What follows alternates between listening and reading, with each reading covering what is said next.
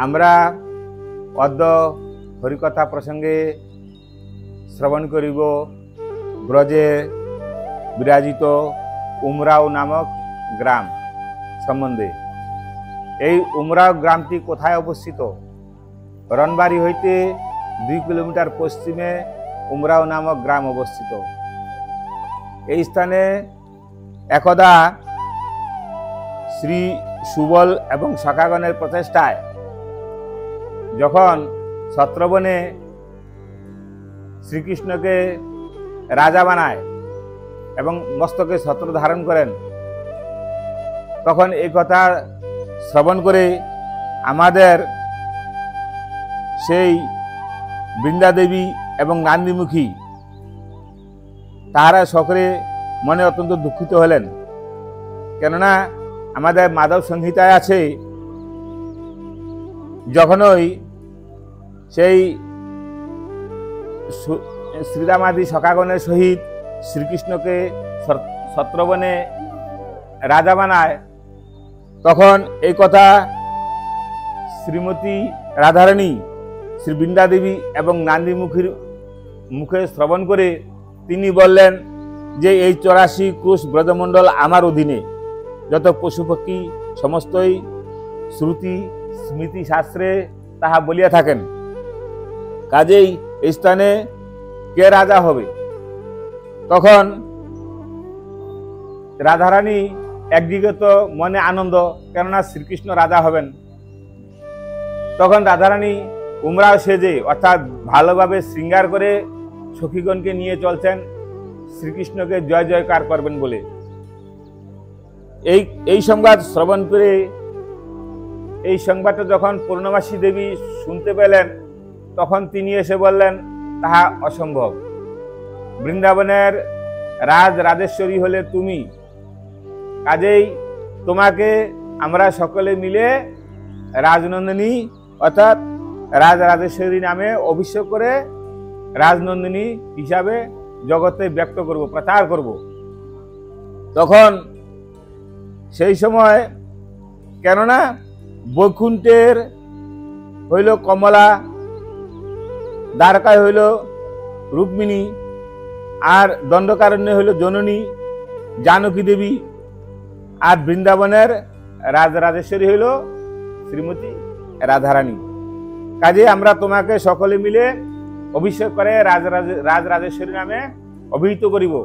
তখন কেহ দুগ্ধ দহি ঘৃত মধু শর্করা এই পঞ্চামৃত আনয়ন করতে লাগলেন, কেহ বিবিধ সুগন্ধি জল আনয়ন করে সেইভাবে কলসি পূর্ণ করতে লাগলেন। আমাদের বৃন্দা অভিষেকের সামগ্রী সংগ্রহ করতে লাগলেন এবং এইভাবে নান্দিমুখী অভিষেকের নিমিত্ত শতাধিক ঘট আনয়ন করতে লাগলেন। এইভাবে সেই অভিষেকের সময় কে কে ছিলেন? যমুনা দেবী মূর্তি হয়ে দাঁড়ালেন, আর একনাংশ দেবী এবং আমাদের উপস্থিত ছিলেন সেই সময় নন্দ মহারাজ, বৃষভানু মহারাজ, যশোদা মহারানী, কীর্তিদা মহারানী ইত্যাদি সকলে সেই সময় উপস্থিত ছিলেন রাধারানীকে অভিষেক করাবেন বলে। যখন সকলে উপস্থিত হলেন, তখন রাধারানী সকলকে প্রণাম করলেন। রাধারানী যখন প্রণাম করলেন, সকলে রাধারানীকে আশীর্বাদ দিলেন, দিয়ে রাধারানীকে সিংহাসনে বসালেন। যে সিংহাসনের মধ্যে রাধারানীকে অভিষেক করাবেন, সিংহাসনে বসাইয়ে সকলে মিলে রাধারানীকে অভিষেক করার জন্য আজ্ঞা দিলেন পূর্ণমাসী দেবীকে।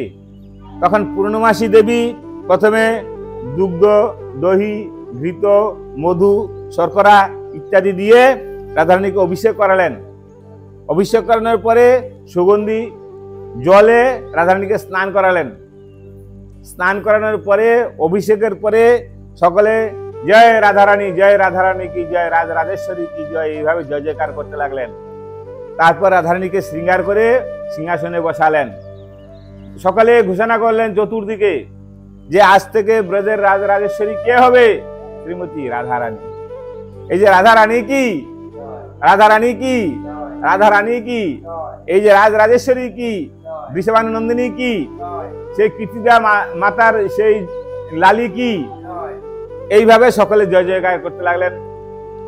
সেই জন্য উমরাও গ্রামটি ব্রজের অতীব প্রসিদ্ধ। সেখানে যাতায়াতের একটু অসুবিধা রাস্তা, সেই জন্য লোক কম গমনাগমন করেন। সেই উমরাও গ্রাম নামে রাধারানী রাজা হলেন। সেই সম্বন্ধে আমাদের শ্রী শ্রী রঘুনাথ গোস্বামী পাদ বলছেন বিলাপ কুসুমাঞ্জলি নামক গ্রন্থে, আমার কি সেই সৌভাগ্য হবে হে প্রিয় হে প্রেমময়ী রাধারানী, তোমাকে যখন অভিষেক করবে তখন সেই অভিষেক কি আমার দর্শন হবে? সেই সৌভাগ্য আমার কবে হবে? আর আমাদের পদ্মপুরাণে লিখা আছেন বৃন্দাবনাধিপত্যঞ্চ দত্তং তস্যৈ প্রসীনতা, অর্থাৎ শ্রীকৃষ্ণ প্রসন্ন হইয়া শ্রী বৃন্দাবনের অধিপত্য শ্রী রাধাকে প্রদান করিলেন। শ্রীকৃষ্ণ প্রসন্ন হয়ে শ্রীমতী রাধারানীকে সেই রাজরাজেশ্বরী নামে ঘোষণা করে দিলেন। এইভাবে আমাদের মৎস্য পুরাণে আছে রাধা বৃন্দাবনে বনে, অর্থাৎ বৃন্দাবনে শ্রী রাধারানী অধিপতি দেবী রাজরাজেশ্বরী দেবী শ্রীমতী রাধারানী। এই যে আমাদের রাধারানী প্রেমময়ী রাধারানী, সেই রাধারানীর কৃপা পাইতে গেলে সেই অভিষেককে দর্শন করতে হবে, সেই অভিষেক করাতে হবে এবং সেইভাবে শ্রীকৃষ্ণ যেভাবে রাধারানীর সেই কৃপা লাভের জন্য কাকতি মিনতি করেছিলেন, আমরাও সেইভাবে ভাবিত হয়ে রাধারানীর চরণে প্রার্থনা জানাতে হবে। সেইভাবে ভাবিত না হইলে রাধারানীর কৃপা লাভ হয় না। অপ্রাকৃত কৃষ্ণ প্রেম সাধ্য কবু নয়, শ্রবণাদি শুদ্ধ চিত্তে করায় উদয়।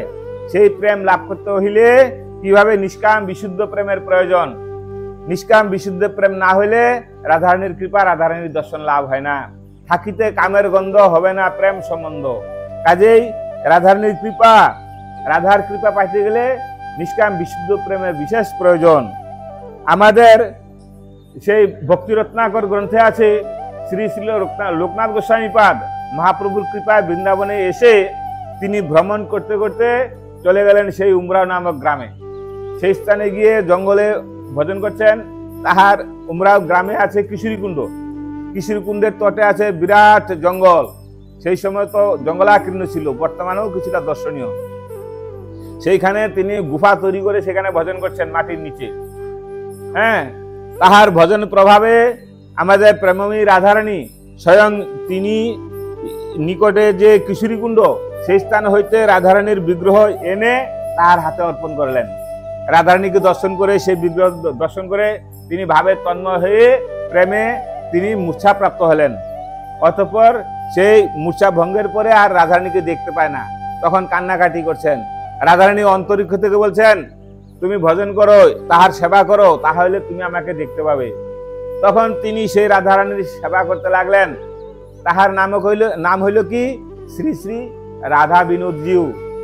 এই রাধা বিনোদজিউ যখন দর্শন করলেন, এই রাধা বিনোদজিউকে দর্শন করে তিনি প্রেমে তো প্লাবিত হয়ে গেলেন। প্রেম বন্যায় যেভাবে সমুদ্রের তরঙ্গ আসে, যেভাবে সেই পুকুরে জলের তরঙ্গ আসে, সেইভাবে আমাদের সেই লোকনাথ গোস্বামীর হৃদয়ে সেই প্রেমের তরঙ্গ আসছে। বৈষ্ণবগণ যদি সেইভাবে ভজন করেন তাদের হৃদয়ে সেইভাবে প্রেমের তরঙ্গ জাগ্রত হয়। তিনি এইভাবে ভজন করছেন। ব্রজবাসীগণ তাহা দেখে বলছেন বাবাজি মহাশয়, আপনার জন্য একটা কুটির তৈরি করে দিই, আপনি সেখানে বসে ভজন করুন। তিনি বলছেন না, আমার কুটির হইল এই হৃদয়ে, সেইখানে আমি বসাবো। তিনি একটি ছোট্ট একটি ঝোলা তৈরি করলেন। ঝোলার মধ্যে সেই কিশোরীজিকে রেখে তিনি যখন যেখানে যাবেন সেখানে সেইভাবে তিনি ঘুরে বেড়াচ্ছেন। তিনি একদা ভ্রমণ করতে করতে এলেন রাধাকুণ্ডে। রাধাকুণ্ডের তটে তিনি সেই কিশোরীজিকে রেখে স্নান করে তপস্যা করছেন। তপস্যা করার পরে কিছুদিন নিবাসের পরে তিনি চলে গেলেন বৃন্দাবনে।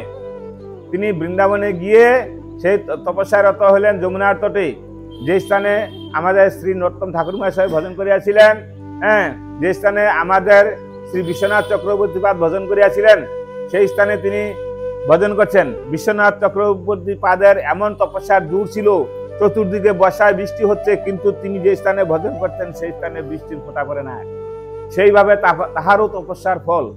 লোকনাথ গোস্বামী সেখানে ভজন করছেন, তাহার ভজনের প্রভাবে সেই স্থানে বর্তমানে বিরাট সুন্দর মন্দির দর্শন লাভ হইয়া থাকে। তাহার সেবিত বিগ্রহ বর্তমানে জয়পুরীতে জয়পুর নামক স্থানে রাজস্থানে দর্শনীয়। বর্তমানে আমরা এই যে উমরাও নামক গ্রাম সেই স্থানে ভ্রমণ করিয়া আজকের তিথিটা হলো কি তিথি? আশ্বিন মাস কৃষ্ণপক্ষ দ্বিতীয়া তিথি। এই তিথিতে রাধারানীকে অভিষেক করে রাজরাজেশ্বরীর পদে নিযুক্ত করিয়াছিলেন। সেই জন্য আমরা সেই তিথিকে যাপন করিয়া থাকি এবং রাধারানীকে স্মরণ করে সেইভাবে রাধারানীর কৃপা লাভের জন্য চেষ্টা করিয়া থাকি। যদি কেউ সেই স্থানে গমন করতে না পারেন তাহলে শ্রবণের মাধ্যমে এইভাবে লীলা স্মরণ করে সেই লীলাকে মত্ত থাকিবেন। কাজেই এই যে উমরাও নামক গ্রাম, সেই উমরাও গ্রামে রাধারানীর কৃপা, রাধাকুণ্ডে রাধারানীর কৃপা। ব্রজের মধ্যে রাধারানী বিভিন্ন স্থানে লীলা করিয়াছেন।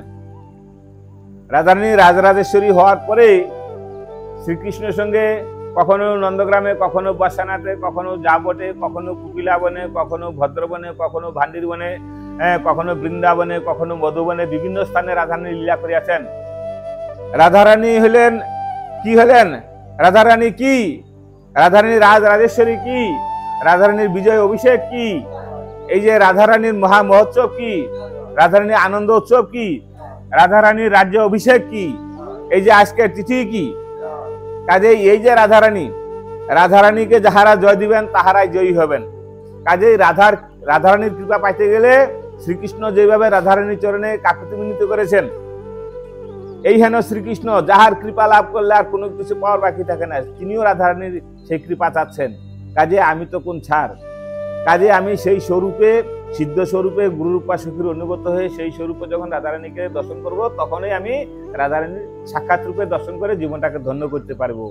কাজেই এইভাবে উমরাও নামক স্থানে আমরা সেইভাবে গমন করিয়া সেই লীলা স্মরণ করতেছি।